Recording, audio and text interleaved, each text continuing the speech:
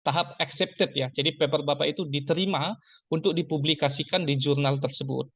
Lalu akan masuk ke tahap produksi di mana di sana nanti akan ada tahap proofreading. Jadi nanti paper Bapak Ibu akan dilihat kembali oleh ahli bahasa, kemudian di layout sesuai format dari jurnalnya, baru kemudian dipublish. Publish ini bisa online, bisa printed atau versi cetak. Tapi saat ini kebanyakan atau hampir semua jurnal itu versi online saja. Jadi kita download PDF-nya.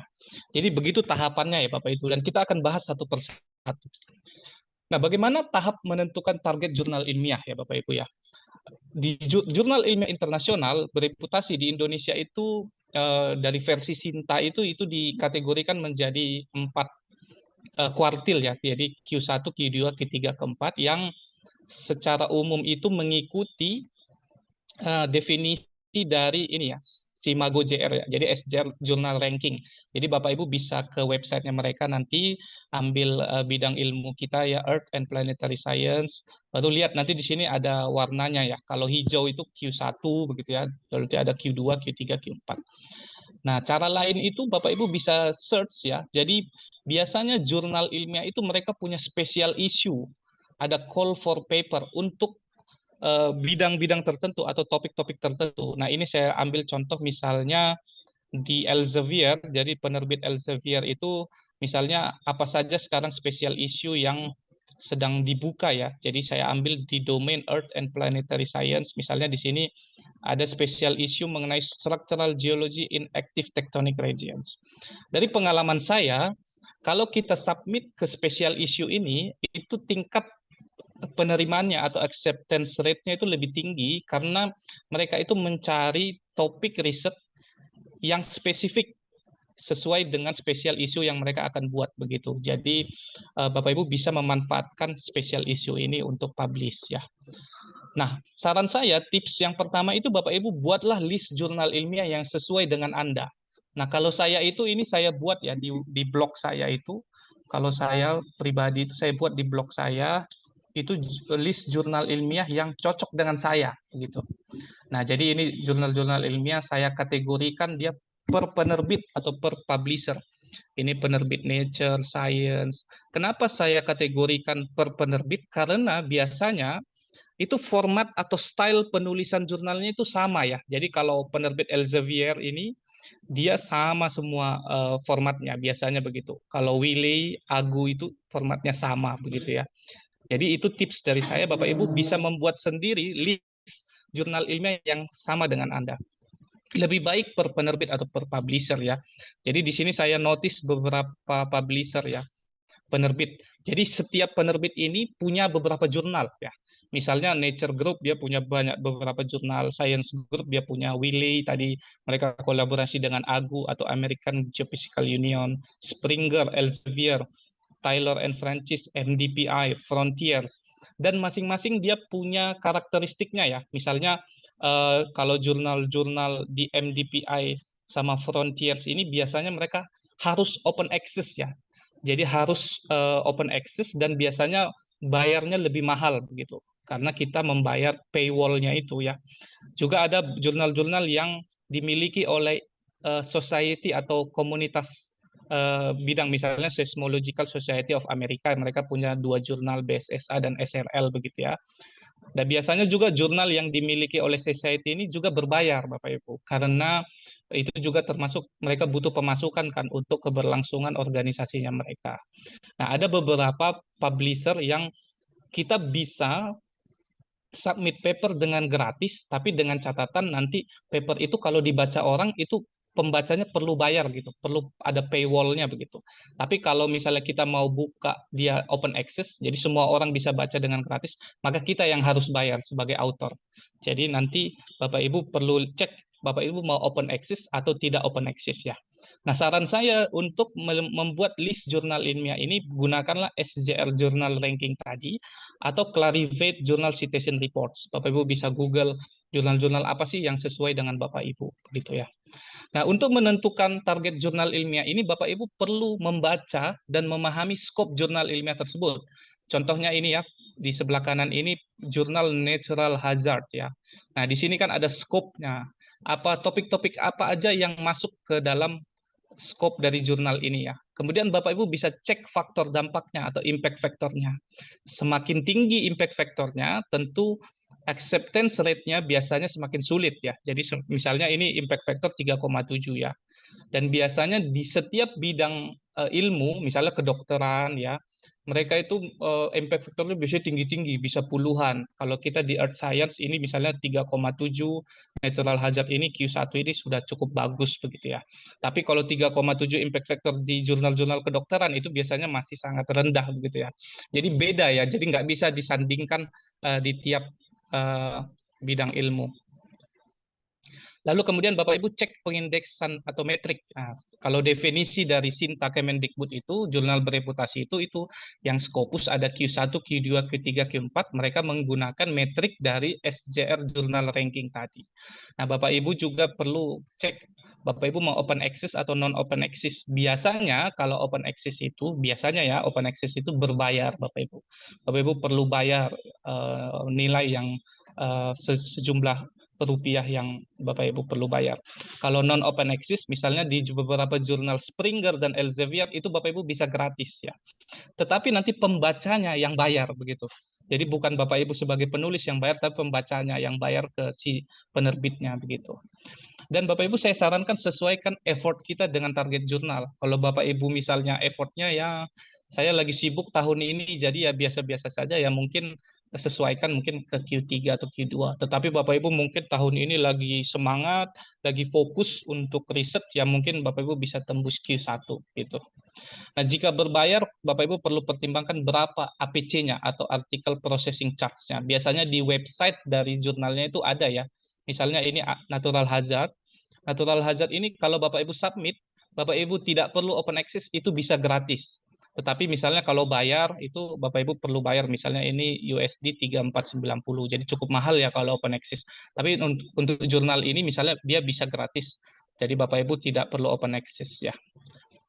Jadi juga bisa dicek apakah ada diskon. Jadi kadang di beberapa jurnal kalau penulisnya itu dari negara berkembang atau developing country mereka kasih diskon. Jadi Bapak Ibu perlu cek itu semua. Lalu cek format penulisannya. Jadi itu ya Bapak Ibu untuk bagaimana cara menentukan target jurnal ilmiahnya.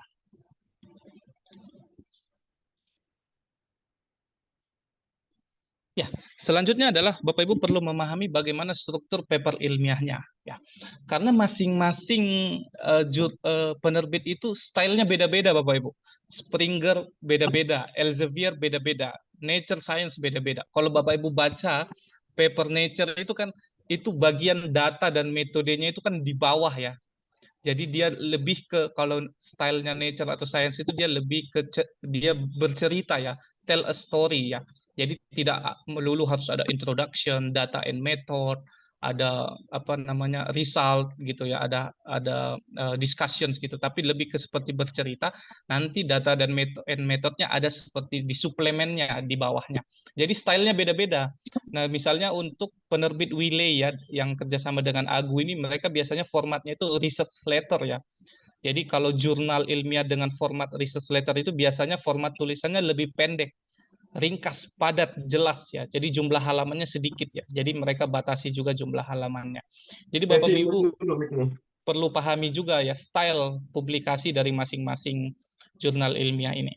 Nah, saat ini juga sedang berkembang community-led Diamond Open Access Earth Science Journal. Maksudnya apa?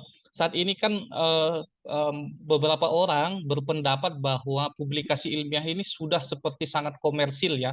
Jadi kita perlu bayar mahal untuk mempublikasikan, kita perlu bayar mahal untuk membaca jurnal itu dan beberapa orang pionir itu sudah membuat apa ya ibaratnya jurnal-jurnal yang berbasis komunitas ya. Jadi disebut Diamond Open Access karena prinsipnya itu gratis untuk semuanya begitu. Jadi sudah mulai ada jurnal-jurnalnya. Contohnya kalau misalnya di bidang Earth Science itu ada Seismika begitu. Nah, Bapak Ibu, ini adalah struktur paper ilmiah yang kalau misalnya Bapak Ibu akan menulis jurnal ilmiah ya. Jadi Bapak Ibu bisa lihat di sini struktur paper ilmiah yang general ya, yang bisa kita buat untuk membuat suatu paper ilmiah. Yang pertama ada judul atau title-nya, Bapak Ibu ya. Ada judul atau title. Yang kedua ada author and affiliation-nya, siapa penulisnya dan dari mana afiliasinya. Kemudian yang ketiga ada abstraknya. Kemudian yang keempat ada keywords-nya. Kemudian ada introduction atau pendahuluan. Kemudian ada data and methods. Kemudian ada results, ada discussions, dan conclusion, kemudian acknowledgement dan references ya. Jadi Bapak Ibu nanti kita akan bahas satu persatu bagaimana membuat struktur paper ini. Nah, ini juga seperti yang saya bilang tadi, masing-masing publisher atau penerbit itu stylenya beda-beda ya Bapak Ibu ya, jadi nggak sama. Nah, kalau misalnya Agus Style ya, begitu Agus Style. Jadi Agus Style ini contohnya Review of Geophysics, Geophysical Research Letter, Tectonics, GGR ya, termasuk Terra Nova, Earth and Space. Jadi mereka formatnya seperti ini, title, abstract, data and software, plain language summary. Jadi ada semacam ringkasan dengan bahasa yang lebih sederhana. Descriptive headings, line numbers and spacing, figures and tables begitu. Jadi beda ya Bapak Ibu. Jadi kita harus perhatikan kita mau submit ke jurnal yang mana. Nah, secara umum tadi seperti yang saya bilang struktur paper ilmiah secara umum ada introduction-nya, ada material and methods atau data and methods, ada results, ada discussions. Nah, bagaimana membuat title atau judul yang bagus ya? Ya. Jadi membuat judul yang bagus itu Bapak Ibu harus fokus ke satu kontribusi utama ya. Jadi satu kontribusi yang Bapak Ibu bisa tuliskan di judulnya. Ya, jadi itulah judul yang bagus ya. Jadi satu kontribusi.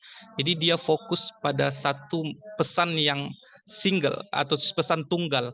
Jadi fokus on a single message ya. Juga judul ini akan menjadi pengingat Bapak Ibu untuk fokus kepada ide apa yang Bapak Ibu perlu berikan, perlu transmit begitu ya. Jadi as a constant reminder to focus the text on transmitting an idea. Terus a good title is the fewest possible words that adequately describe the contents of the paper. Jadi sebisa mungkin sedikit kata-kata tetapi menjelaskan kontribusi utama papernya ya. Jadi semakin sedikit, semakin pendek judul itu semakin bagus ya.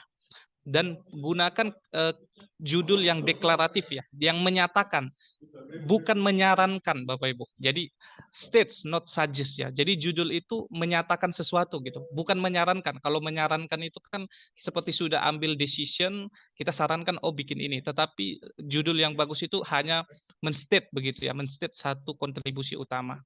Fokus on actual findings rather than potential implication. Jadi biarlah si pembaca yang mengambil makna atau pesan dari implikasi itu, tetapi bukan kita yang memberikan judul sesuai dengan implikasi itu. Begitu ya Bapak Ibu. Jadi intinya judul dari paper ilmiah itu kalau bisa sependek mungkin ya. Jadi kata-kata yang kita gunakan itu sependek mungkin, tetapi dia bisa mewakili kontribusi utama dari paper kita ini ya. Jadi ini ada studi dari Nature ya, katanya papers with shorter titles get more citations. Jadi paper-paper yang judulnya justru lebih pendek, itu citasinya lebih banyak Bapak Ibu. Jadi begitu ya, semacam ada semacam itu ya, studi begitu ya mengatakan seperti itu. Nah ini contohnya dari Tom C. Hanks ya, dia penemu moment magnitude. Jadi dia kalau bikin paper itu selalu pendek-pendek ya. Misalnya ini judul papernya cuma F max gitu, jadi pendek sekali. Bahkan ada yang lebih pendek Bapak Ibu.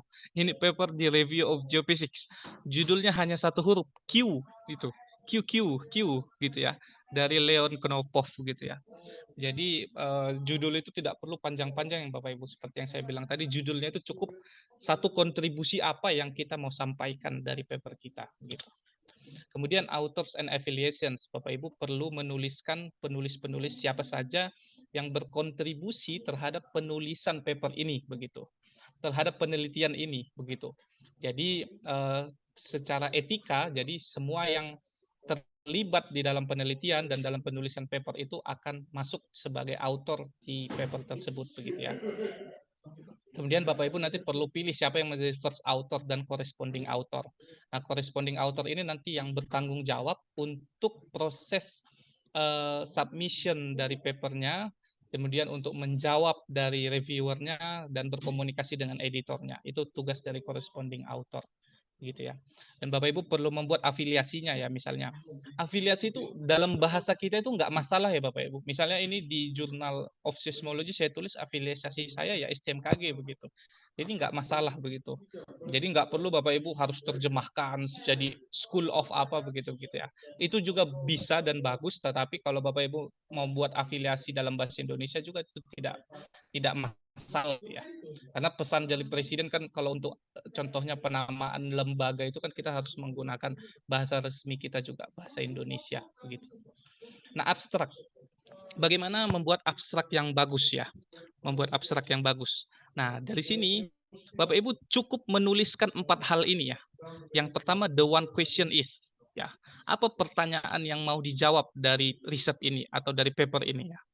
Kemudian yang kedua, here we do, apa yang sudah Bapak lakukan untuk menjawab pertanyaan itu. Kemudian yang ketiga, what we found, apa yang ditemukan selama melakukan penelitian tersebut.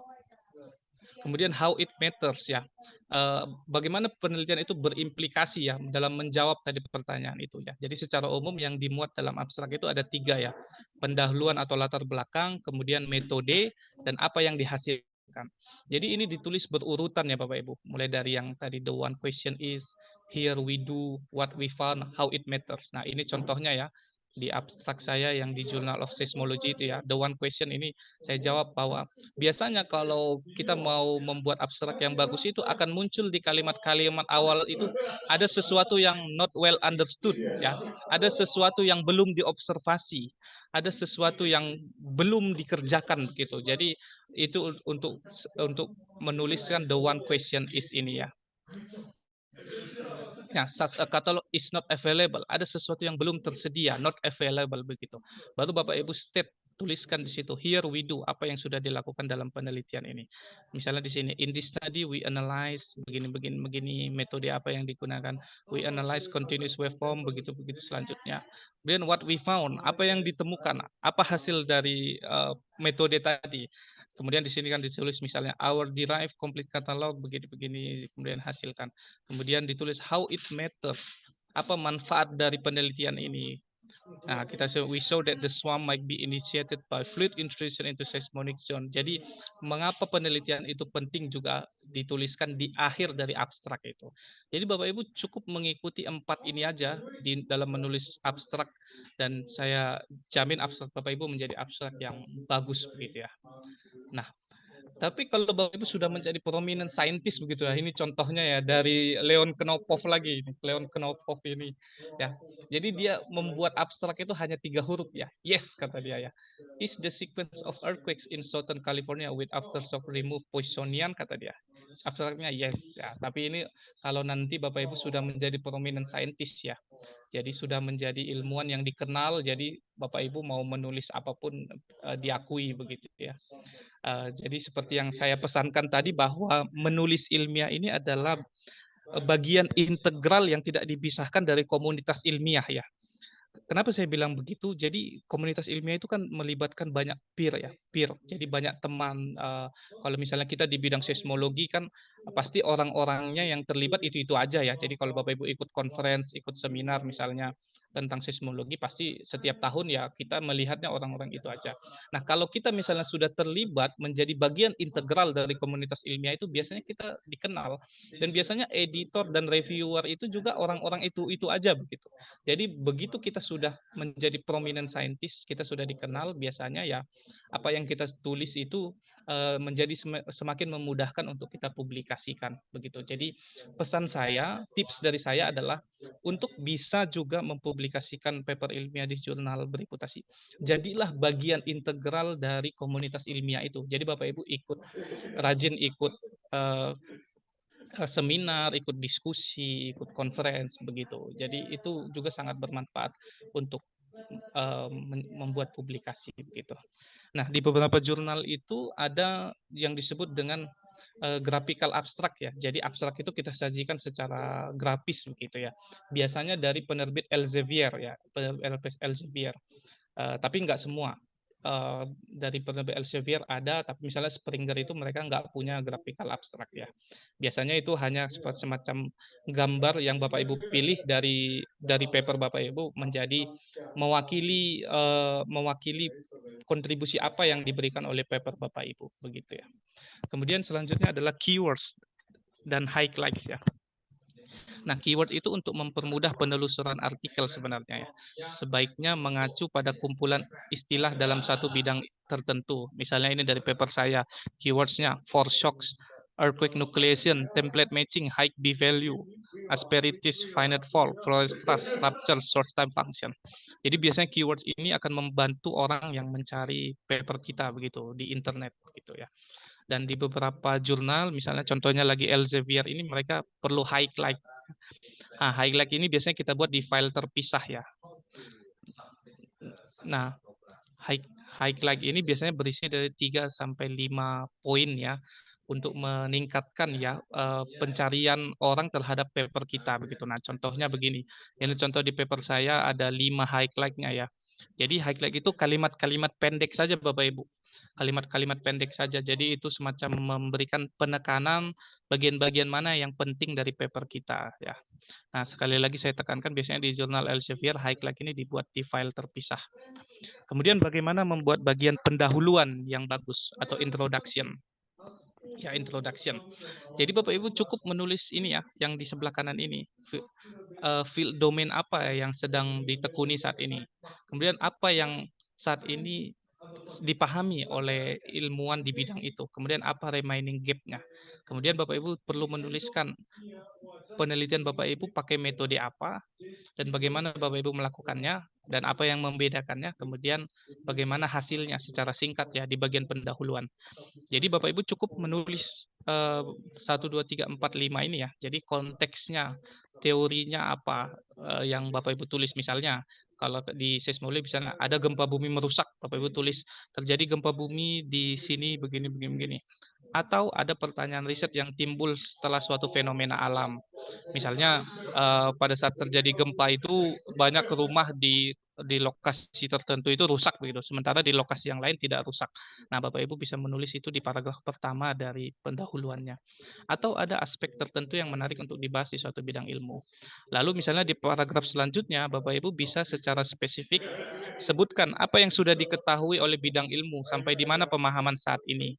Misalnya tadi yang saya bahas mengenai ada gempa merusak di suatu tempat gitu ya. Misalnya pemahamannya mengenai amplifikasi, gelombang seismik, ada side effect misalnya Bapak Ibu tuliskan. Kemudian apa masalahnya atau research gap apa yang belum terjawab dan akan dijawab di hasil penelitian ini. Nah, ini yang tadi disebut remaining gap ya. Mau izin sebentar. Mute. Nah, apa research gap yang belum terjawab dan akan dijawab dari hasil penelitian ini. Terus Bapak Ibu di bagian pendahuluan, di akhirnya itu Bapak Ibu perlu menulis ya, apa yang sudah dilakukan dalam penelitian. Tetapi secara singkat aja ya Bapak Ibu. Jadi di pendahuluan itu, di akhir dari pendahuluan itu tuliskan, in this study we conducted begini ya. Kemudian tulis atau highlight hasil penelitian yang paling penting ya, Bapak Ibu tuliskan gitu. Nah, ini contohnya ya. Jadi seperti yang saya bilang tadi, yang pertama Bapak Ibu memperkenalkan dulu field domain. Bapak Ibu mau ngomongin apa sih sebenarnya di paper ini begitu. Jadi di paragraf pertama itu tulis field domain. Kemudian paragraf kedua atau selanjutnya Bapak Ibu tuliskan apa sebenarnya yang sudah diketahui di bidang ini begitu. Nah, misalnya contohnya ya di paper saya ini ya misalnya a zone between the north of Bali and Lombok Island was previously considered as the westernmost termination of Flores Thrust Zone. Jadi Bapak Ibu tuliskan apa di domain ini yang sebenarnya sudah dipahami dan apa yang menjadi gap begitu ya. Misalnya ini yang menjadi gap di sini ya, ditulis however. Biasanya kalau gap-gap itu ditulis ada kata-kata however begitu. Ada kata-kata not well understood. Kemudian ada kata-kata not well defined begitu. Jadi itu menunjukkan bahwa masih ada gap, masih ada sesuatu yang belum terjawab di domain ini begitu. Kemudian Bapak Ibu perlu tadi menuliskan our approach dan our result. Misalnya di sini saya tuliskan in this study. Nah, biasanya di bagian kedua ini ya, di pendahuluan ini itu nanti ada kata-kata in this study we perform, in this study we conducted, in this study we ini gitu. Jadi itu menunjukkan bahwa Bapak Ibu sudah meringkas apa approach dan hasil yang Bapak Ibu tuliskan yang sudah dilakukan begitu. Jadi in this study ini. Nah, itu biasanya Contohnya ini lagi ya di introduction di paper saya di Journal of Seismology ini ya. Nah, lihat kan di bagian akhirnya tetap ada in this study begitu. Jadi tetap di state secara singkat ya apa metode yang digunakan dan apa hasil yang paling signifikan yang didapatkan begitu. Nah, jadi secara ringkas ini pendahuluan itu berisi ini ya tadi ya. Domainnya apa, topik yang menarik, sampai di mana saat ini pemahamannya, apa yang dipahami saat ini, kemudian apa research grade-nya, apa permasalahan yang masih ada, kemudian apa metode yang digunakan atau kebaruan penelitiannya juga bisa disebutkan. Kemudian disebutkan secara ringkas apa hasil yang paling penting yang didapatkan gitu. Itu di pendahuluan. Lalu kemudian di data dan metode ya. Di data dan metode Bapak Ibu cukup mendeskripsikan apa saja yang sudah dilakukan begitu. Ya, misalnya data preparation-nya seperti apa, seleksi datanya seperti apa, desain untuk surveinya seperti apa, desain studinya seperti apa ada intervensi yang dilakukan, metode pengukurannya bagaimana, metode perhitungannya bagaimana, kemudian bagaimana analisis statistiknya, kemudian bagaimana melakukan evaluasi terhadap errornya atau uncertainty-nya, seperti itu. Ini ada suara dari mana ya, Pak? Oh ya, oke. Nah, Bapak Ibu, di sini saya tekankan ya bahwa kalau Bapak Ibu mau ke jurnal Q1, nah ini tips ya, kalau mau ke jurnal Q1, itu Bapak Ibu harus secara jelas menyajikan bagaimana uncertainty atau error assessment-nya Bapak Ibu. Ya, jadi itu ya, jadi saya ulangi, salah satu kunci ke jurnal Q1 itu harus jelas bagaimana Bapak Ibu melakukan uncertainty atau error assessment ini. Ya, jadi udah menjadi rahasia umum kalau kita mau jurnal Q1 itu ya, kalau misalnya kita cuma melakukan pengukuran, evaluasi begitu ya, melakukan pengolahan data, tapi kita tidak secara spesifik melakukan error assessment, itu biasanya sulit untuk kita publish di Q1 Bapak Ibu. Jadi salah satu kunci untuk bisa publish di jurnal Q1 itu adalah Bapak Ibu melakukan uncertainty atau error assessment ini. Karena itu yang biasanya nanti ditanyakan oleh reviewer begitu. Nah, untuk bagian data dan metode ini itu bisa dipisahkan menjadi dua bagian berbeda. Jadi Bapak Ibu bisa bikin ada data tersendiri, ada metode, atau bisa juga digabung data and metode gitu, data and method, sorry ya. Nah, bisa juga untuk langsung merujuk ke judul yang spesifik. Misalnya data, seismic data, langsung dibuat judulnya. Atau metode, misalnya Spark method atau finite fault inversion gitu. Jadi langsung spesifik begitu ya. Nah, ini juga tergantung pada style yang ada pada target jurnal. Nah, seperti yang saya ceritakan tadi, misalnya kalau di jurnal Science and Nature itu data dan metodenya itu biasanya semacam jadi suplemen ya di bawah ya. Karena untuk style nature atau science itu mereka seperti style yang menceritakan, tell a story begitu. Ya, jadi Bapak Ibu perlu melihat bagaimana style yang diberikan oleh si jurnal itu. Nah, sekali lagi saya tekankan kalau Bapak Ibu mau ke jurnal Q1 itu ini yang penting ya. Jadi uncertainty atau error assessment itu ya. Nah, ini contohnya di paper saya yang Q1 yang di Physics of the Earth and Planetary Interior ya. Jadi misalnya di sini secara spesifik saya tuliskan langsung. Jadi judulnya itu enggak method gitu, tapi langsung template matching detection gitu. Jadi itu boleh, bisa ya Bapak Ibu. Jadi itu Bapak Ibu sendiri yang menuliskan atau menentukannya begitu. Jadi itu secara umum untuk bagian data dan metode ya. Lalu bagaimana menuliskan hasil atau result hasil ya. Jadi tulis ini, tulis 1, 2, 3, 4, 5, 6 ini untuk menulis hasil. Our question. Jadi Bapak Ibu tekankan lagi apa yang ingin dicari dari penelitian ini, our question. Kemudian Bapak Ibu secara singkat tuliskan apa yang sudah dikerjakan tadi, yang di metode tadi. Tapi singkat saja. Jadi semacam mengingatkan kembali metodenya apa. Kemudian apa jawaban yang ingin dicari begitu ya. Kemudian Bapak Ibu tambahkan gambar-gambar yang mendukung tadi logika berpikirnya begitu ya. Kemudian langsung dituliskan we need to show. Kita mau menunjukkan apa ya? We need to show. Jadi tunjukkan hasil-hasil yang paling penting terlebih dahulu ya, atau hasil-hasil utama, baru hasil-hasil lainnya pada urutan yang spesifik ya. Jadi penting untuk di result itu tampilkan dulu hasil yang paling utama itu, yang paling signifikan itu, paling bagus itu.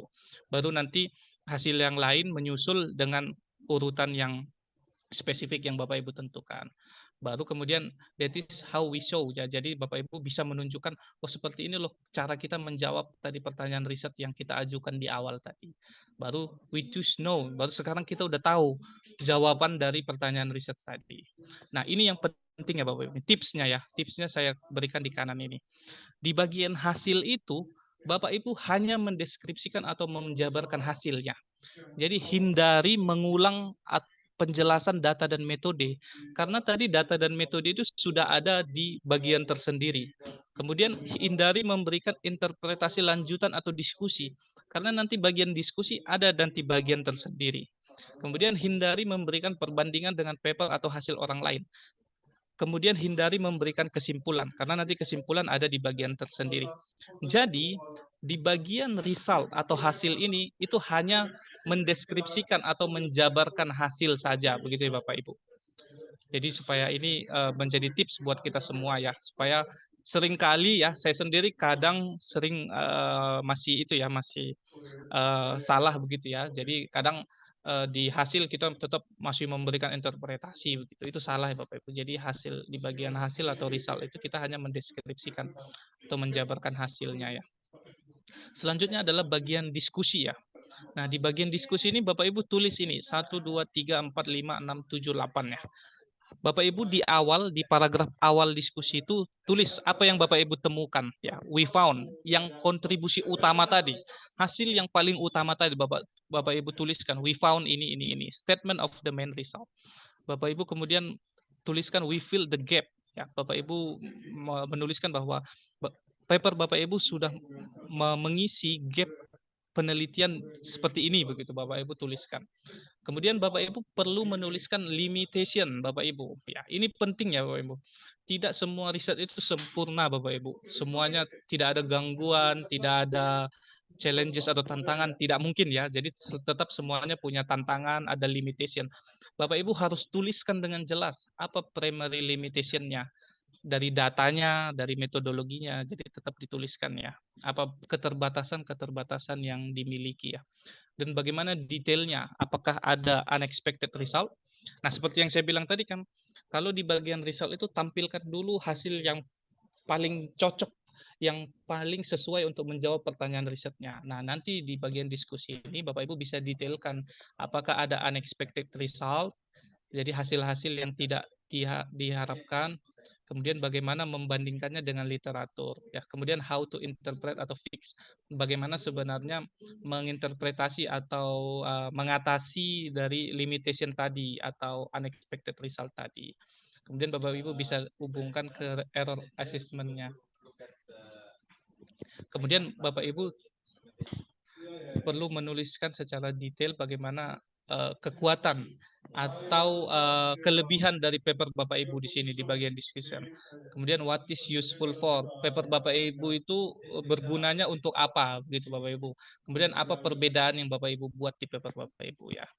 Jadi ini ada panduan ya untuk menulis diskusi ini dulu dari Bapak Dr. Daryono ya. Jadi perlu ada 4 komponen yang kita tuliskan ya, yaitu deskriptif. Jadi di diskusi itu kita perlu menjabarkan atau mendeskripsikan ya. Kemudian komparatif. Kita bisa membandingkan ya. Jadi komparatif itu kan membandingkan. Misalnya metode ini dengan metode lain, dengan paper lain, dengan wilayah lain, dengan waktu yang berbeda juga bisa. Jadi komparatif ini bisa sangat banyak ya Bapak Ibu ya. Bisa dengan orang yang berbeda atau peneliti yang berbeda, waktu yang berbeda, metode yang berbeda, data yang berbeda. Jadi bisa didiskusikan banyak hal. Asosiatif itu berasosiasi dengan apa, berkaitan dengan apa, berhubungan dengan apa, bisa didiskusikan juga. Juga kausatif itu menyebabkan apa atau disebabkan oleh apa. Jadi Bapak Ibu bisa menggunakan 4 prinsip atau komponen ini dalam membuat diskusi di papernya Bapak Ibu. Nah, terakhir adalah bagian conclusion atau kesimpulan ya. Concluding remark ya. Jadi di bagian conclusion ini kita perlu mengkomunikasikan ide apa yang paling penting dari paper kita ya. Jadi provide the reader with a sense of closure. Jadi kita sudah mau menutup begitu ya. kemudian kita kadang perlu mengulangi poin-poin penting dari paper kita ya. Dari poin-poin biasanya conclusion ini akan mirip dengan highlights tadi yang tadi kita diskusikan di awal ya. Nah, kalau Bapak Ibu sudah menjawab semuanya ini, jadi komplitlah paper Bapak Ibu mulai dari tadi pendahuluan atau introduction, kemudian data dan metode, kemudian result, kemudian discussion, kemudian conclusion sudah lengkap. Nah, Bapak Ibu nanti bisa baca di sini ya. Kalau membuat paper yang bagus tadi, yang punya satu kontribusi utama, satu ide utama itu, apa sih rule-nya? Nanti di sini ada 10 rule dan apa tanda-tanda bahwa Bapak Ibu itu melanggar. Jadi Bapak Ibu tidak melakukan dengan baik membuat paper itu. Nanti bisa dibaca di sini di jurnal ini. Baik, selanjutnya adalah bagian acknowledgement ya. Jadi bagian acknowledgement ini adalah bagian pengakuan dan ucapan terima kasih ya Bapak Ibu. Jadi Bapak Ibu mengaku bahwa data apa yang Bapak Ibu gunakan ya. Misalnya di sini saya katakan menggunakan katalog dan waveform dari BMKG begitu. Bapak Ibu juga menuliskan software apa yang Bapak Ibu gunakan untuk melakukan penelitian itu. Atau dari mana sumber datanya, dari mana sumber softwarenya.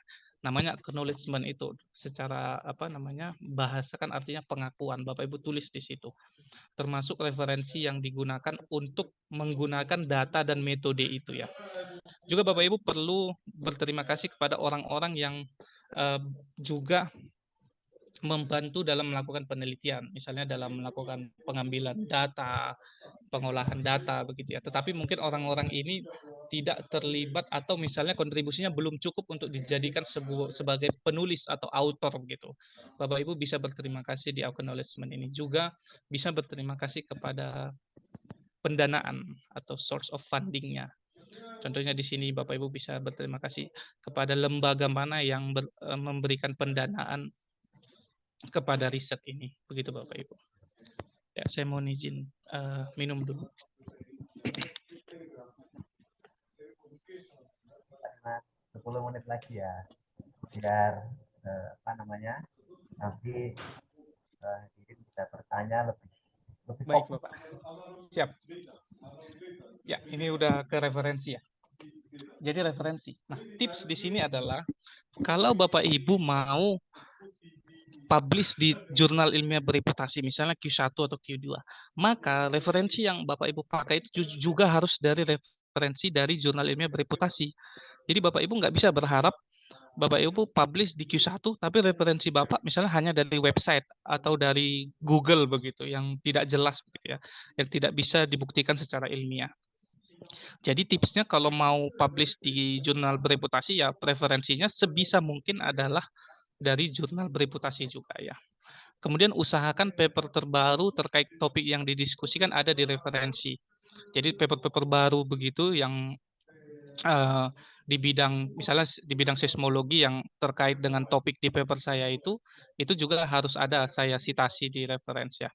Kemudian sesuaikan style format referensi karena beda ya. Misalnya ini kalau di Elsevier itu ini paper yang sama ya, tapi kan di referensinya berbeda ya. Peng Zhao 2009. Kalau Elsevier ini tidak pakai tanda kurung. Kalau di Springer ini pakai tanda kurung gitu. Jadi disesuaikan saja. Nah, boleh menggunakan software reference management seperti Mendeley atau Zotero. Nah, referensi ini nantinya akan secara otomatis terdeteksi di sistem, misalnya editorial manager begitu ya. Nah, tapi saya sendiri itu tidak suka ya pakai software reference manager ini, contohnya Mendeley Zotero, dan saya suka dengan memes ini. Jadi ini Mendeley user, Zotero user, ini manual citation, ini saya ya.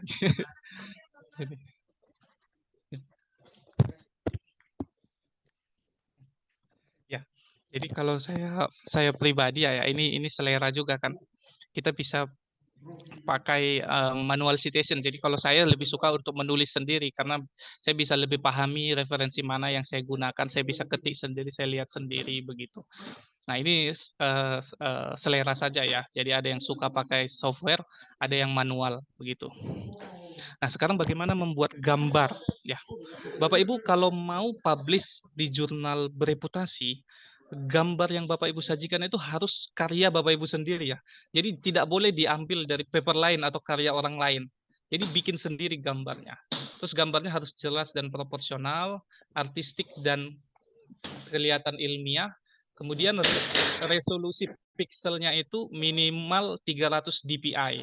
Ya, jadi nanti di sistem di jurnalnya itu nanti terdeteksi kalau pixelnya itu kurang dari 300 dpi.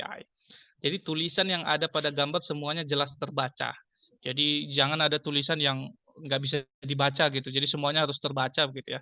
Terus ada legenda dan skala. Misalnya ini bulatannya ini melambangkan apa. Ya. Ada skalanya misalnya segini 40 km. Itu harus ada ya Bapak Ibu. Kalau memang mau Q1 atau Q2, mau nggak mau ini harus dikerjakan semua ya Bapak Ibu. Kemudian semua singkatan simbol garis harus dijelaskan pada caption. Misalnya ini garis biru itu apa? Harus ada di captionnya. Kemudian warna itu menunjukkan apa? Kemudian sebisa mungkin tampilkan gambar yang lebih simpel ya, yang lebih mudah dipahami tetapi ilmiah begitu. Itu untuk gambar. Kemudian untuk figur caption biasanya di jurnal-jurnal tertentu misalnya di Elsevier itu figur caption ini dibuat di file terpisah ya Bapak Ibu. Dibuat terpisah. Jadi misalnya figur 1 ini, figur 2 ini, figur 3 ini, jadi ini captionnya. Dan usahakan di figur caption itu gunakan di awalnya itu gunakan short title. Misalnya begini, ini penting ya Bapak Ibu. Misalnya begini, figur 2, The 2019 Ambon Aftershock. Jadi semacam ada pengantar yang pendek, baru kemudian selanjutnya didetailkan begitu. Nah, misalnya ini figur 4, Temporal Distribution of Ambon Seismicity in 2019. Jadi dikasih judul pendek dulu, baru nanti didetailkan selanjutnya begitu. Nah, itu yang ideal begitu ya. Kemudian table captions ya. Bapak Ibu bisa buat table itu di file terpisah ya Bapak Ibu. Biasanya kalau table itu captionnya itu di atas ya. Kalau gambar kan captionnya nanti di bawah seperti ini ya, di bawah. Kalau table itu captionnya di atas begitu. Ya, ini untuk table. Dan biasanya dibuat di file terpisah. Kemudian authorship contribution statement. Biasanya di jurnal sekarang itu mengikuti ini ya, credit author statement. Bapak Ibu perlu menentukan, misalnya saya penulis pertama, saya itu melakukan apa saja, misalnya melakukan conceptualization, melakukan metodologi, validation, gitu ya, resources, data curation. Nanti ada penulis kedua misalnya melakukan visualization, supervision. Jadi ditentukan dia kontribusinya apa saja di jurnal tersebut, gitu. Kemudian declaration of competing interest ya. Jadi Bapak Ibu maksudnya tidak ada konflik kepentingan di jurnal tersebut atau di paper tersebut. Nanti ini juga dibuat di file terpisah ya, declaration of competing interest ini. Lalu kemudian supplementary file atau material. Ini bebas ya Bapak Ibu. Ini semacam suplemen. Jadi bisa gambar, bisa tabel, bisa teks. Ini untuk mendukung ya, mendukung cerita Bapak Ibu di teks utamanya. Nah, ini nanti dibuat di file terpisah juga ya. Bisa juga ini disertai referensi tambahan juga untuk supplementary file ini ya.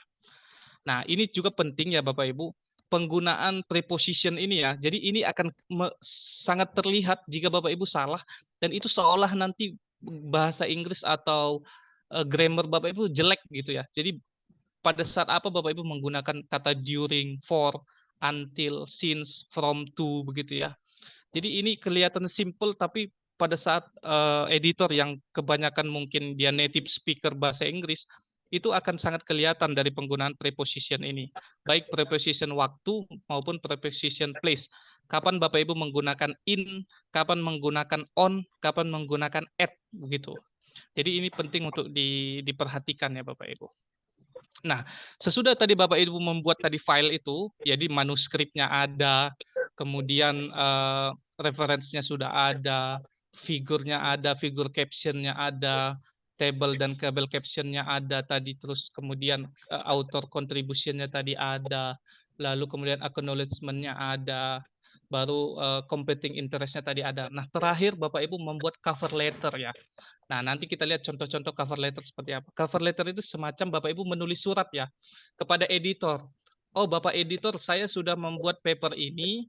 Menurut saya paper saya itu cocok untuk dipublikasikan di papernya Bapak, di jurnalnya Bapak. Nah, kenapa paper saya penting? Paper saya membahas begini-begini, saya menggunakan metode ini begini-begini, hasil yang kami dapatkan cukup bagus begini, mohon untuk dipertimbangkan untuk dipublikasikan di jurnalnya Bapak gitu. Jadi cover letter ini itu kita gunakan untuk menyampaikan niat kita untuk publish kepada si editornya. Nah, cover letter ini juga penting ya. Di cover letter itu juga nanti biasanya kita diminta untuk membuat siapa sih sebenarnya reviewer yang cocok untuk mereview paper kita. Nah, ini misalnya di paper saya tuliskan beberapa nama ya. Jadi ini biasanya suggested reviewer ini orang-orang yang menurut kita ini ekspertisnya atau keahliannya itu sama dengan topik di riset kita begitu. Nah, itu tadi pesan yang saya sampaikan bahwa menulis ilmiah itu adalah bagian integral dari komunitas ilmiah ya. Jadi kita harus aktif dulu di komunitas ilmiah sehingga kita tahu reviewernya siapa saja begitu ya. Jadi sudah bisa dimulai.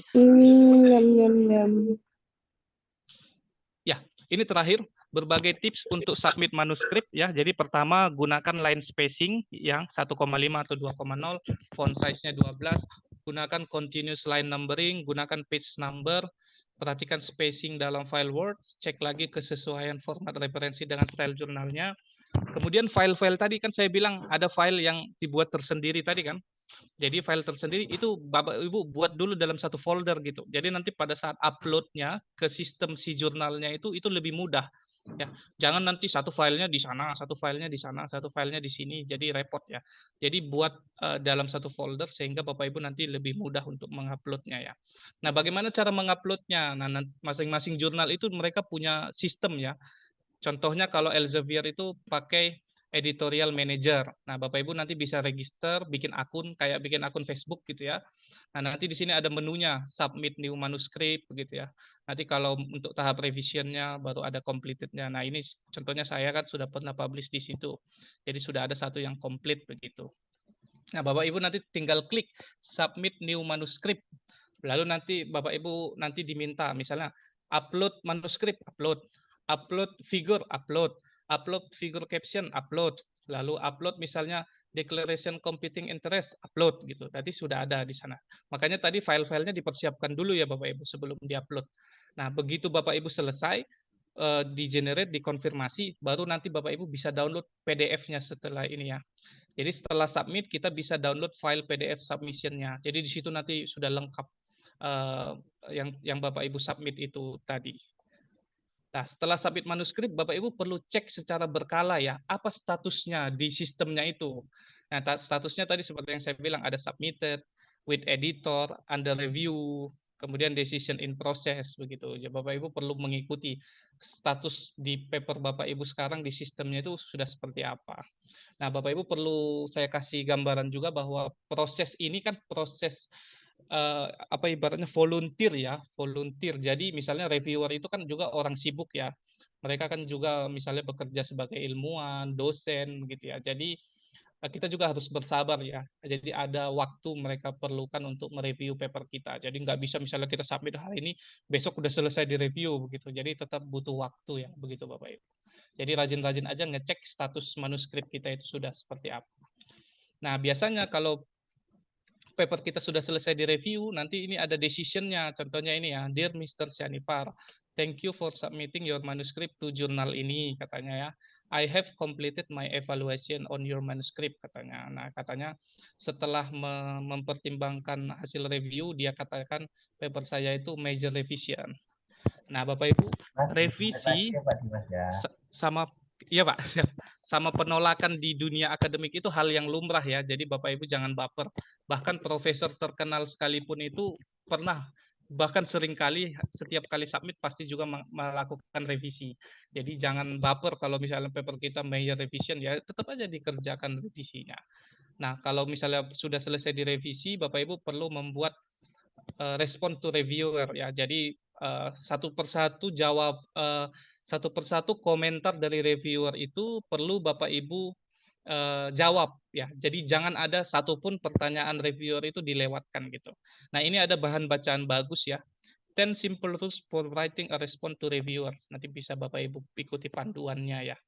karena waktunya terbatas. Nah, ini contoh reviewer komennya, reply to reviewer komennya. Jadi apa pertanyaan reviewer kita jawab, pertanyaan reviewer kita jawab, pertanyaan reviewer kita jawab, begitu. Baru kita submit manuskrip kita yang sudah direvisi. Biasanya ada dua itu nanti, ada track changes.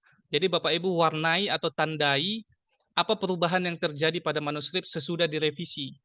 Baru versi kedua yang clean versionnya, yang sudah rapi begitu, sudah bagus. Jadi nanti si reviewer atau si editor bisa melihat perubahan apa yang terjadi pada manuskripnya sesudah direvisi begitu ya. Nah, ini contoh email yang membahagiakan sebagai mungkin penutup buat kita ya. Jadi kalau Bapak Ibu sudah melewati tahap itu semua, nanti akan dapat email yang membahagiakan ini. Ini kadang lebih membahagiakan daripada slip gaji ya. Katanya, I am pleased to inform you that your manuscript has been accepted for publication. Jadi sudah diterima untuk dipublish di jurnal tersebut. Nah, ini email yang membahagiakan. Nah, ini ada tips lainnya, mungkin terakhir ya, Pak Giarno masih bisa ya. Ya, tips lainnya yang cukup penting ya, Bapak Ibu bisa membuat template manuskrip Bapak Ibu sendiri sesuai kenyamanan Bapak Ibu. Bapak Ibu bisa gunakan software seperti Grammarly atau Turnitin ya untuk mengedit atau mengecek paper Bapak Ibu.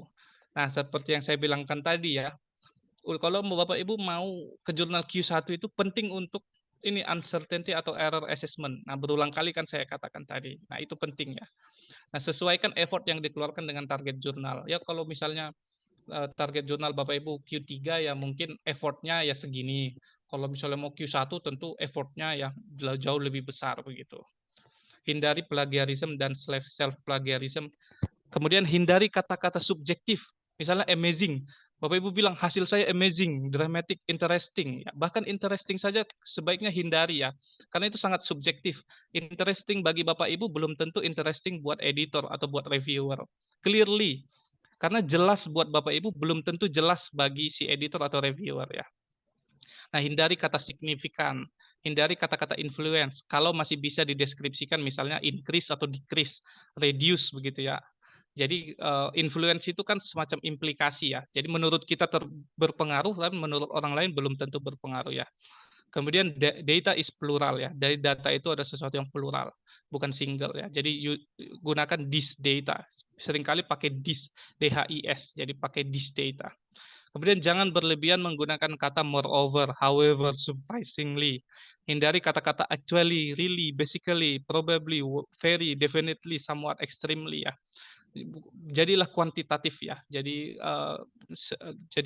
hindari kata-kata yang seperti itu ya. Perhatikan penggunaan simbol. Kadang misalnya penggunaan simbol yang seperti ini ya, yang garis ini dengan garis ini kita kan mungkin nggak aware ya. Tapi kadang di sistem di jurnalnya itu dibedakan ya, simbol seperti ini dengan simbol seperti ini, seperti itu ya.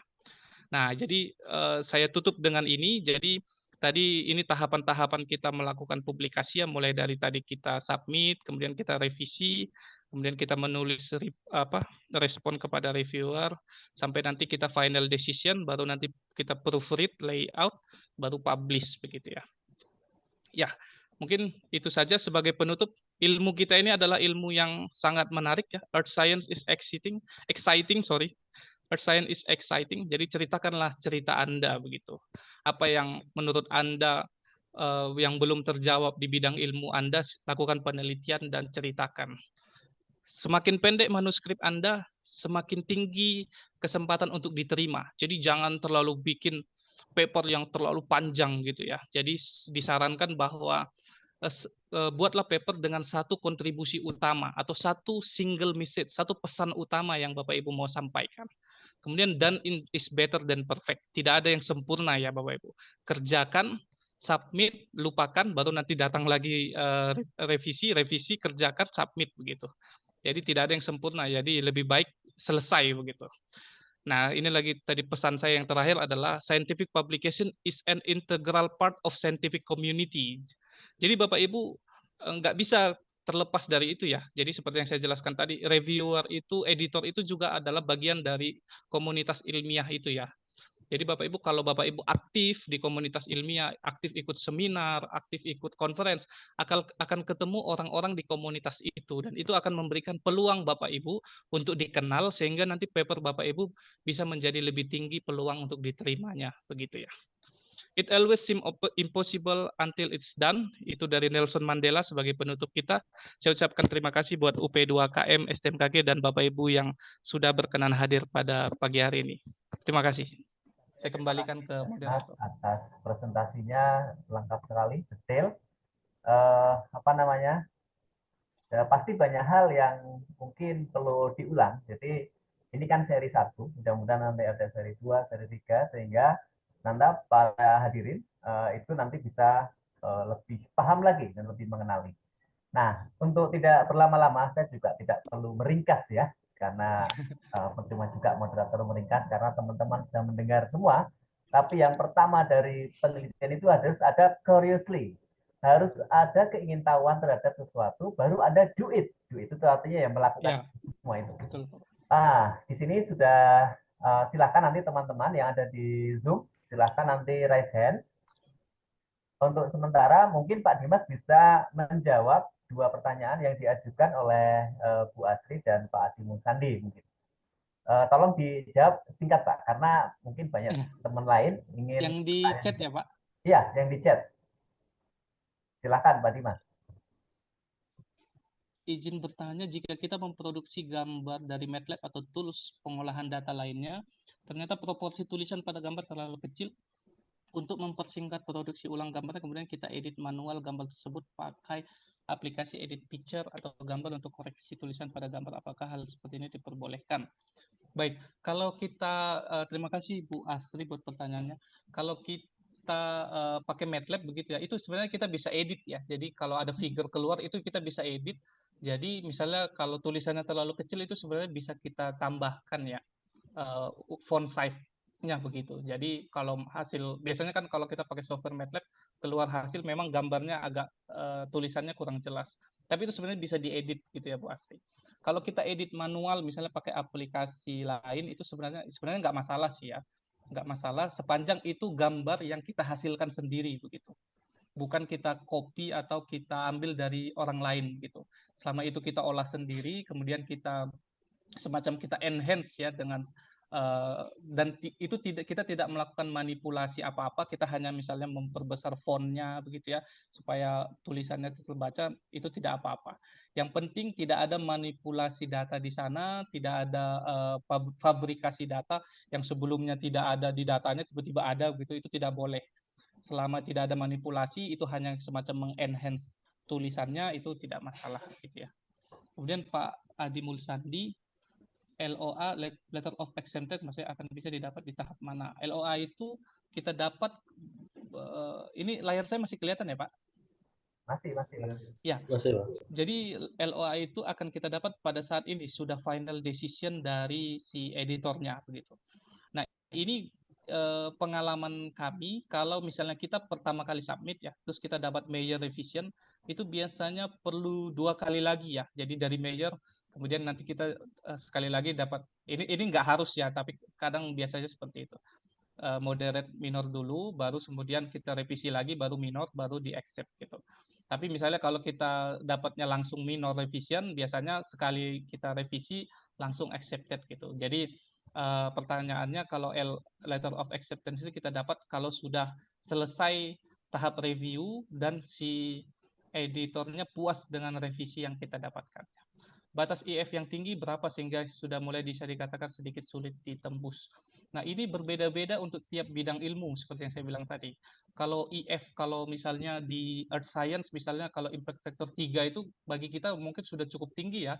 Misalnya tadi kayak natural hazard itu sudah Q1 gitu. Tapi IF 3 untuk jurnal kedokteran itu masih rendah begitu. Jadi beda-beda impact factornya.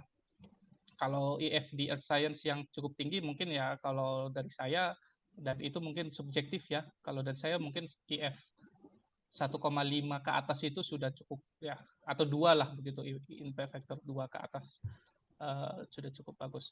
Bisa dijelaskan lebih detail bagaimana menyajikan bagian uncertainty assessment ya. Jadi terutama di bidang sains ini kan kita misalnya melakukan pengolahan, pengukuran gitu ya. Misalnya mungkin saya lebih banyak dicontoh di geofisika ya. Misalnya kami melakukan pengolahan lokasi gempa begitu, pengolahan lokasi gempa uncertainty assessment. Kemudian lokasi gempa itu kami gunakan untuk menginterpretasi struktur patahan atau struktur sesar begitu ya. Nah, kami perlu membuat uncertainty assessment sebenarnya lokasi gempa yang kami sajikan itu ketidakpastiannya berapa gitu. Misalnya kalau misalnya ketidakpastiannya 5 km kan kami gunakan untuk menginterpretasi struktur geologi kan sebenarnya tidak cocok ya karena ketidakpastiannya saya sudah besar gitu. Bagaimana kita mau menginterpretasi struktur geologi yang skalanya misalnya 15-20 km gitu. Jadi untuk bisa tembus Q1 ini biasanya perlu ada uncertainty assessment seperti itu contohnya. Abstrak di suatu jurnal seperti ini, background, purpose, method.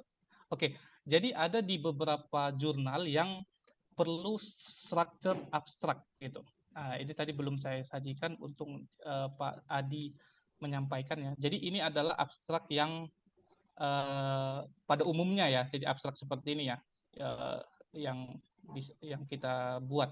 Tapi ada abstrak yang perlu membuat bagian seperti ini, background, purpose, method, principal, results. Sebenarnya sama aja, cuman nanti di abstraknya ini seperti ada subjudulnya ya. Abstrak ada subjudul background, ada subjudul purpose, method. Kalau structure abstrak seperti ini lebih mudah karena kita tinggal ikutin aja subjudulnya ini seperti ini. Oke, its contribution to the field. Oke, jadi itu semua. Udah pertanyaan dari Pak Adi. Jadi ini disebut structure abstract gitu ya. Jadi contohnya di beberapa jurnal Springer itu dia pakai structure abstract seperti ini. Jadi dia seperti ada subjudul-subjudul di abstraknya gitu. Itu mungkin Pak Giarno. Saya kembalikan ke Pak Giarno. Oke, terima kasih atas pertanyaannya. Mungkin ada audiens di sini yang ingin bertanya, silahkan raise hand. Sambil menunggu. Pak Giyarno Ya. satu sedikit aja. Oh ya, silakan Pak. Pak Dimas mau tanya kalau yang pengujian hipotesis sama signifikan level untuk misalkan dikorelasi gitu, itu termasuk asesmen itu ya? Iya, termasuk Pak, termasuk itu Pak. Oke. Makasih. Iya Pak. Oke, sudah ya Pak Adimul. Makasih banyak. Oke, nah ini karena belum ada yang raise hand, saya ingin bertanya nih Pak Dimas. Ini kan Iya Pak. sebagian audiens kita ini kan taruna dan mahasiswa. Siap. Nah, yang paling penting dan juga sebenarnya dosen juga, yang paling penting dari awal saat kita meneliti itu adalah keingintahuan ya Pak ya. Betul Pak. Keingintahuan lalu kemudian dituangkan dalam bentuk tulisan. Nah, pertanyaannya kalau saya bagaimana menumbuhkan rasa keingintahuan tadi itu Pak? Nah, gimana nih Pak Dimas yang idenya banyak? Oh ya, kalau saya itu dulu kalau mungkin flashback ke zaman saya taruna ya Pak. Saya cara menumbuhkan keingintahuan itu pertama kita punya itu ya, punya semangat dulu deh, punya passion dulu untuk kita mendalami bidang ilmu kita. Misalnya saya ke seismologi. Misalnya di geofisika kan banyak ini, banyak bidang gitu ya, ada seismologi teknik, ada geofisika potensial, geofisika forensik, banyak nih. Kan tidak bisa satu orang itu menguasai semuanya ya. Tentu kita perlu menjadi spesialis di bidang tertentu. Kita perlu mendalami satu topik gitu ya. Nah, pada saat saya memutuskan saya mau mendalami topik ini, nah langkah selanjutnya yang saya lakukan adalah saya banyak membaca baik berita atau paper atau karya ilmiah di bidang itu gitu Pak. Jadi saya banyak membaca, termasuk menonton berita di sosial media juga. Jadi di berbagai aspek itu saya banyak mencari tahu. Sekarang itu perkembangannya sudah seperti apa. Kan sekarang misalnya kalau ada paper baru kan sering sekali juga disajikan dalam bentuk berita ya. Misalnya contohnya yang paper yang tadi saya ceritakan ada di apa namanya? Ya ini ya, paper pakai seismologi tapi mendeteksi serangan di Rusia Ukraina ini kan biasanya kalau paper-paper seperti ini kan juga disajikan dalam berita. Nah, kita rajin aja untuk mengikuti perkembangannya itu. Nah, itu sendiri akan menumbuhkan rasa ingin tahu kita nanti. Oh, kok bisa seperti ini ya? Kok kalau dibikin seperti ini bagaimana gitu. Juga selanjutnya adalah banyak diskusi dengan ahlinya. Jadi teman-teman Taruna ini kalau misalnya membaca paper gitu ya, ada yang belum dimengerti gitu, itu jangan segan untuk mengirim email ke si author atau penulis dari paper itu gitu. Jadi disampaikan saja bahwa kalian itu undergrad student atau mahasiswa yang sedang belajar gitu. Nah, nanti mereka pasti dengan senang hati akan menjawab pertanyaan kalian begitu. Jadi jangan ragu untuk berinteraksi dengan ahli atau dengan penulis-penulis paper itu gitu. Ya, itu juga akan nanti membangkitkan passion kalian, membangkitkan rasa ingin tahu kalian untuk mendalami lebih lanjut. Karena begini, si penulis itu pasti dia sudah tahu di bidang itu apa sebenarnya yang belum terjawab gitu. Apa sebenarnya yang masih menjadi research question, 1 million questionnya apa. Dan biasanya nanti kalau kita diskusi melalui email, kita tanya, mereka sampaikan bahwa ini belum saya lakukan seperti ini, mungkin nanti kalau dilakukan seperti ini lebih bagus gitu. Nah, itu juga akan menjadi ide buat kita untuk menambahkan rasa ingin tahu kita juga di bidang ilmu itu gitu. Mungkin itu Pak yang bisa saya tambahkan Pak. Intinya para mahasiswa Taruna itu harus banyak baca Pak ya. Iya Banyak Pak. baca, terus kemudian mengkomparasikan pengetahuan yang sudah didapat waktu kuliah dan juga paper-paper yang baru pastinya Pak ya. Ya betul Pak. Nah, jadi itu sangat penting dilakukan. Dan ini Pak, kalau misalkan kita ini sering terkendala di semangat menulis Pak, gimana cara mengatasinya ini Pak? Kan Oh iya. terutama untuk yang sudah lulus kuliah kan biasanya entah para dosen, entah Iya. PMG, mereka kan sebenarnya ilmunya sudah ada. Ini Iya. Pak Adimul mau bertanya dulu mungkin. Monggo Pak Adimul.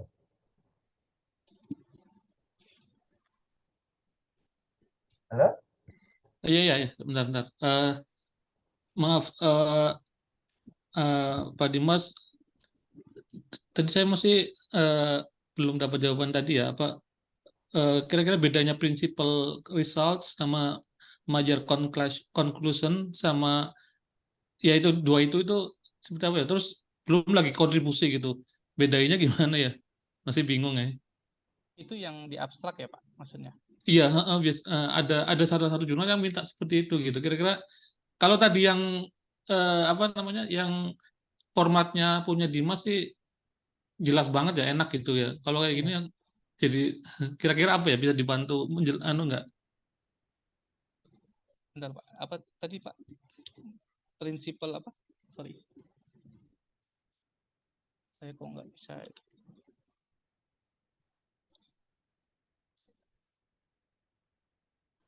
Sebentar Pak. Oke. Principal result ya. Ya, kalau principal result itu ya bisa ke hasil apa yang paling utama tadi ya Pak. Jadi seperti yang saya bilang tadi, menjawab sebenarnya ini kan mirip ya what we found ini. Jadi apa kontribusi utama atau hasil utama apa yang ditekankan dari paper Bapak gitu. Jadi hasil utama apa yang ditemukan sebenarnya. Nah, major conclusion ini mungkin lebih ke how it matters ini ya. Jadi hasil itu penting untuk apa begitu, implikasinya untuk apa begitu. Jadi kan kalau hasil itu kan masih kita mendeskripsikan begitu ya Pak, masih semacam ini ya. Jadi kita hanya mendeskripsikan. Jadi di situ belum ada interpretasi, belum ada apa ibaratnya ya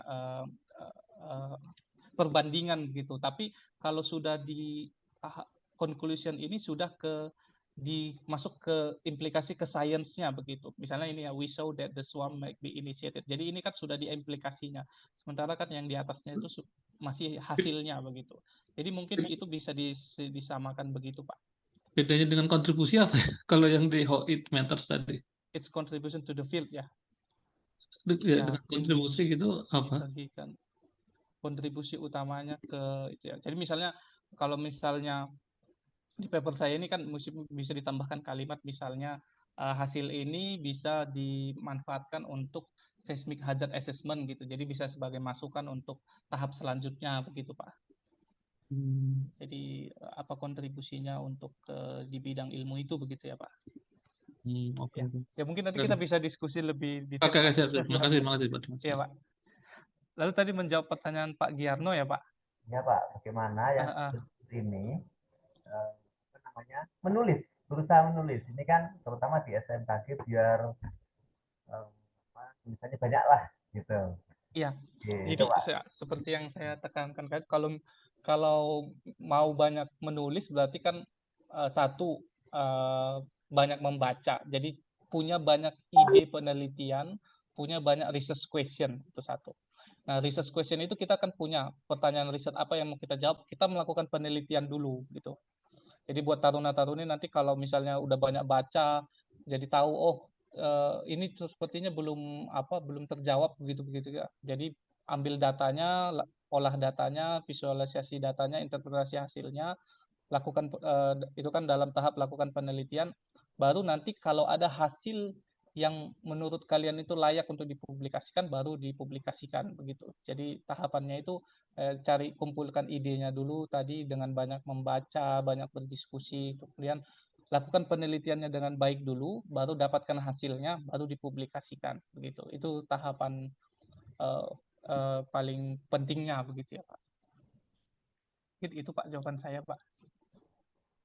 Ya, itu sudah dari Pak Dimas. Jadi mudah-mudahan ini teman-teman, terutama para taruna-taruni dan mahasiswa yang lainnya, itu ini ya, tetap bersemangat untuk membaca, lalu punya keinginan tahuan yang besar, lalu Anda berusaha untuk berdiskusi dengan para ahlinya, lalu Anda tuangkan dalam bentuk tulisan. Oke, sebelum eh, apa namanya, ada pertanyaan lain nggak nih? Sepertinya belum ada yang raise hand lagi. Yuk, saya tunggu. Saya tunggu 1 menit. Ini banyak topik sebenarnya Pak ya. Misalkan dari apa yang disampaikan Pak Dimas itu kan, ini sebenarnya metode penelitian untuk apa? Untuk publish sebenarnya. Cocok untuk jurnal sebenarnya lebih cocok ke sana Pak.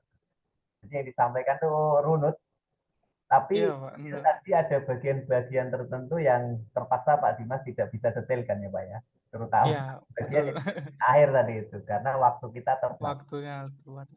Karena Ya, saya lihat kemarin itunya cukup lama ya, cukup. Ya mungkin ya, ya. Nanti lain kali Pak kita sambung lagi ya, dan apa namanya bisa lebih detail mungkin sampai seri 3 kayaknya bagus itu. Karena kan di siap, sini kita juga harus membedakan juga kalau kita submit di jurnal nasional dan di jurnal internasional.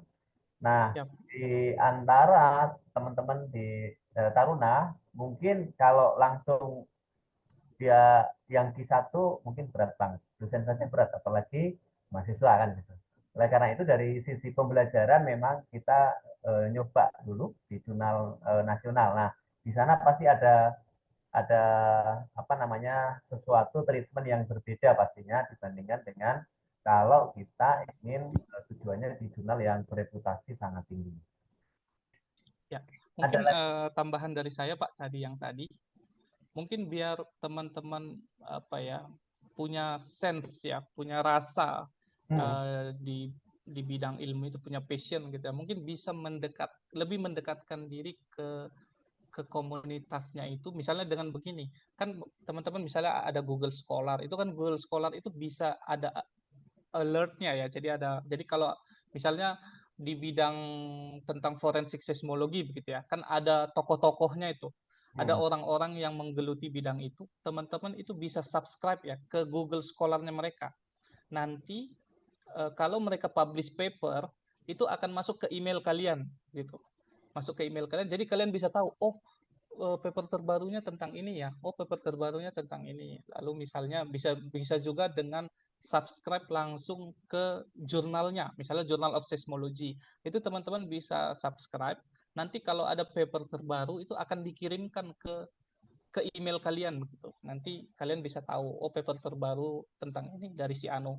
Dari situ nanti akan familiar nama-namanya, nama-nama penelitinya di bidang itu gitu. Oh si ini gitu. Nah, dari situ kalian nanti bisa mendapatkan semacam insight ya.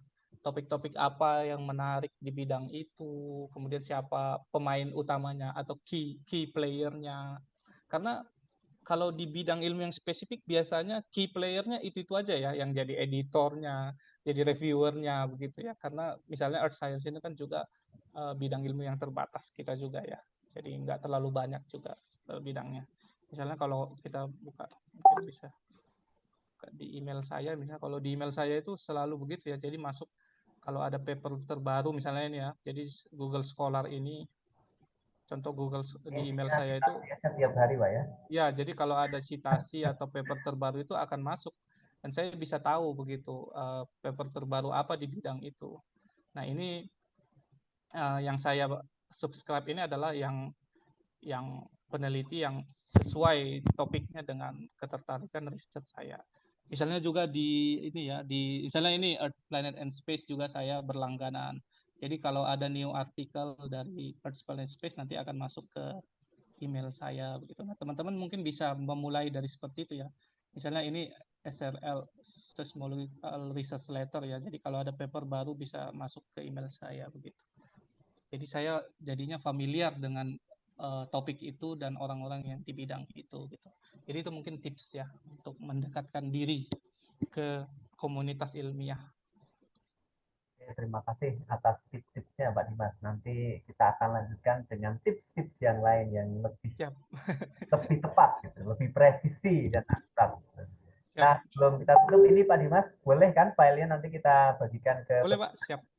Oke, terima kasih ya Pak Dimas, nanti dikirimkan Nah. ke panitia. Oh ya, ini saya mungkin penutup Pak. Di blog saya juga ini ada satu bagian tentang scientific writing ya. Jadi Bapak Ibu bisa how to write a scientific manuscript. Di sini ada yang saya rekomendasikan untuk Bapak Ibu baca bagaimana sih cara menulis ilmiah yang bagus ini saya rekomendasikan. Termasuk beberapa tools ya, misalnya untuk kolaborasi atau membuat gambar, color codes untuk membuat peta language editing gitu. Ada beberapa link yang saya sajikan ya. Siapa tahu bermanfaat buat teman-teman, bisa nanti cek di blog saya begitu. Itu Pak mungkin. Oke, terima kasih banyak Pak Dimas. Ditunggu ini ya filenya. Kalau perlu langsung dibagikan di chat itu nggak apa-apa. Oke, siap Pak. Jadi karena waktunya sudah dari jam 11, maka diskusi kita untuk bagaimana dipublikasi di jurnal ilmiah bereputasi yang sudah disampaikan oleh Pak Dr. Dimas Salomo J. Sianipar yang sungguh luar biasa, pengalamannya beliau juga sangat banyak. Nanti mudah-mudahan bisa menular ke kita sehingga kita bisa melakukan publikasi dengan kualitas seperti beliau, bahkan bisa melampaui. Karena guru yang baik itu kalau muridnya lebih pandai ke gurunya, kan begitu. Siap, betul. Jadi kalau jadi guru tidak boleh alergi kalau muridnya lebih pandai ya.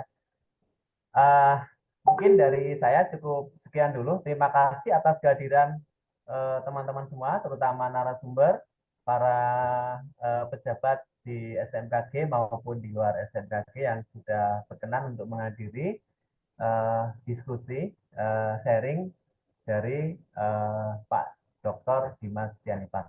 Terima kasih. Waktu dan tempat saya kembalikan lagi kepada MC. Monggo. Baik, terima kasih Bapak Dr. Giarno. Baik, terima kasih juga untuk narasumber kita, yaitu Pak Dimas, PhD. Sebelum kita akhiri, izinkan kami untuk melakukan dokumentasi. Mohon izin bagi para peserta yang hadir pada kesempatan kali ini, mohon untuk bisa on cam, Bapak Ibu, teman-teman taruna-taruni. Mohon izin dokumentasi akan kami mulai dari layar pertama. Kami hitung Bapak Ibu. 1, 2, 3. Layar kedua mohon izin. Kami hitung Bapak Ibu. 1, 2, 3. Layar ketiga mohon izin. 1, 2, 3. Layar keempat mohon izin Bapak Ibu.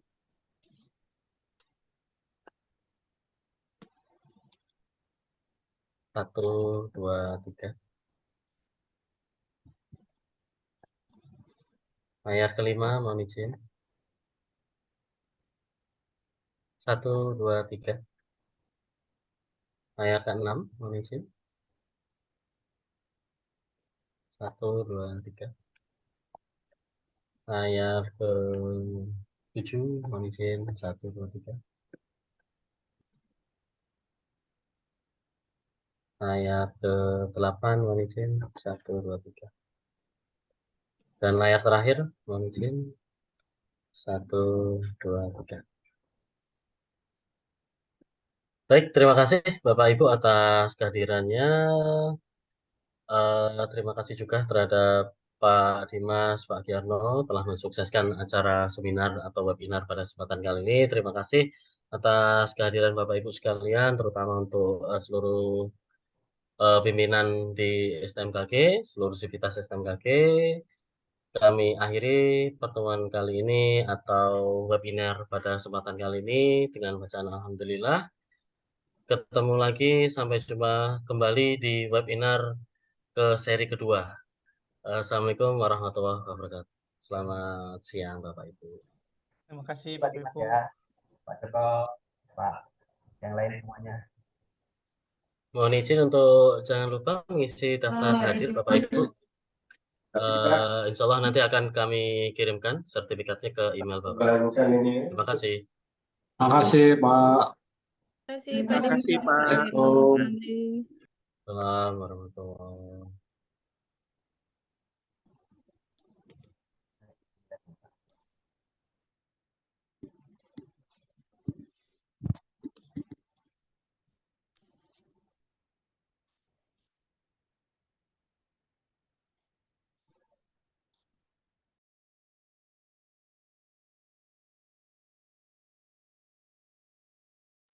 Mohon izin Bapak Ibu rekan-rekan sekalian, presensi kita tunggu sampai jam 12 hari ini, 12 siang untuk pendataan sertifikat. Mohon untuk berkenan mengisi daftar hadir. Terima kasih.